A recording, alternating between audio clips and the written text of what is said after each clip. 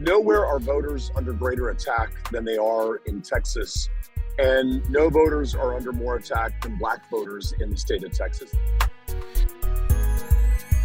Hey, GRIO family, it's Natasha Alford with theGrio. We are just hours away from the 2022 midterm elections, and I'm here with a Democratic candidate running for governor of Texas. You can see he is on the move right now, Beto O'Rourke. I want to get straight to the most important question and ask you, what is your message to Black voters in Texas? This is such a critical election, and Black voters have an outsized role in really impacting the outcome. So what do you want them to know about you?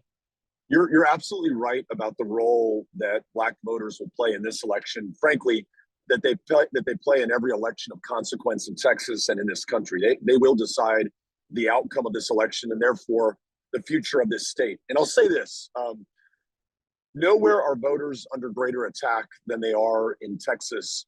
And no voters are under more attack than Black voters in the state of Texas. That's been the story of this state for as long as we have been one.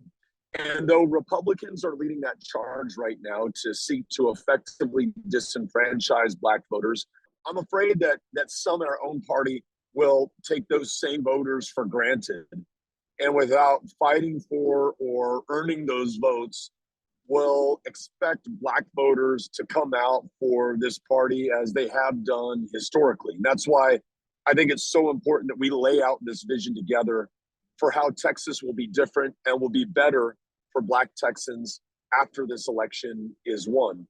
That begins with the economy and making sure that it's truly working for everyone in the state of Texas. When, Natasha, you look at the rate of home ownership, which is a key economic indicator in Texas, white Texans in a big county like Dallas are 3 times as likely to own their own home as Black Texans are. Now, that's not just a matter of equity and building intergenerational wealth. It's also a matter of capital and leverage for small business formation. And so when we want to see more entrepreneurship, more independent business owners in the Black community working on home ownership by making that capital more available, more fairly lent, and more accountable from the very top of government, it's critical that we get that done. And what we know is that in the average kindergarten classroom in Texas, a Black 5-year-old is 5 times as likely as a white 5-year-old to be disciplined, suspended, expelled for the same infraction in front of the same teacher. So that schoolhouse to jailhouse pipeline that we sometimes hear about starts when a child is absolutely defenseless at the most vulnerable age that they'll be at in the school system. So intentionally hiring more teachers who look like the students in front of them in those classrooms is key. And that goes all the way up to higher ed. Our HBCUs in Texas, like Texas Southern University and Prairie View A&M, the state leads the nation in a maternal mortality crisis, 3 times as deadly for Black women as it is for white women in the state of Texas. The total abortion ban that we have is only going to make that worse. We're the most incarcerated state in the union. Disproportionately, it is Black and brown people serving time for nonviolent drug crimes. So making marijuana legal and then expunging the arrest records for those who have a conviction on their record, that's really important to open up other opportunities for more of our fellow Texans. So these are some of the things that we can get done when we win this critically important election. You spoke to that feeling of disillusionment that a lot of Black voters have with the Democratic Party because they feel taken advantage of. Speak to those voters right now who are thinking about staying home, who perhaps feel that the vote doesn't make a difference or that it's been taken for granted. What's at stake? Why do they have to come out on Tuesday? You're right to be suspicious. And you're right to really think through whether it is worth getting your hopes up and it is worth pledging your support to a party that hasn't always and ever been there to follow through, that has been busy chasing the white suburban soccer mom or whatever the swing voter of the day is supposed to be. But then there's this. It's what we do about the future. and whether or not we're going to be complicit in the status quo. This state right now leads the nation in school shootings. Gun violence, the leading cause of death for children and teenagers.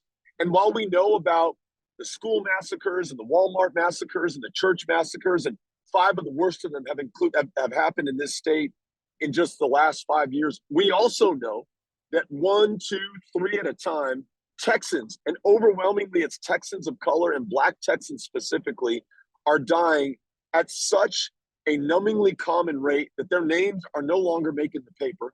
Their faces are no longer seen on the nightly news. It is as though we have tacitly accepted this as the price of living and dying in the state of Texas. The only way we're going to change something like that, or anything else that I described earlier, is by changing those who are in power right now. And the only way that's going to happen is if you vote. If the same people vote who always vote in our elections and no one else, then we'll have the same results. The same people will be returned to power, and we'll continue down this really terrible path that we're on. We may win, we may lose this race, but there's no opportunity to move forward without you.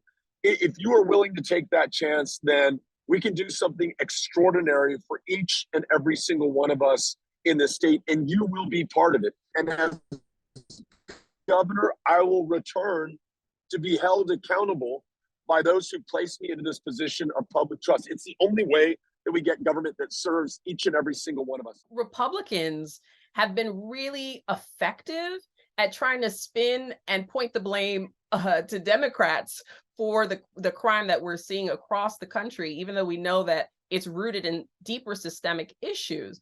So I'm curious, when you think about that messaging and the sort of pointing the blame, but the fact that Texas has seen a rise in crime under Governor Abbott, what do you think are GOP policies that potentially contribute to the crime that we see in Texas and nationally? Homicides in this state are up 50% since Greg Abbott has been governor. That didn't just happen, and it has everything to do with those in office right now. And I'll give you an example. We used to have a program in Texas called License to Carry, which meant that if you wanted to carry a firearm in public, you had to go through a vetting, some due diligence to check your criminal background, to make sure that you were not going to be a danger to yourself or to anyone else for that matter.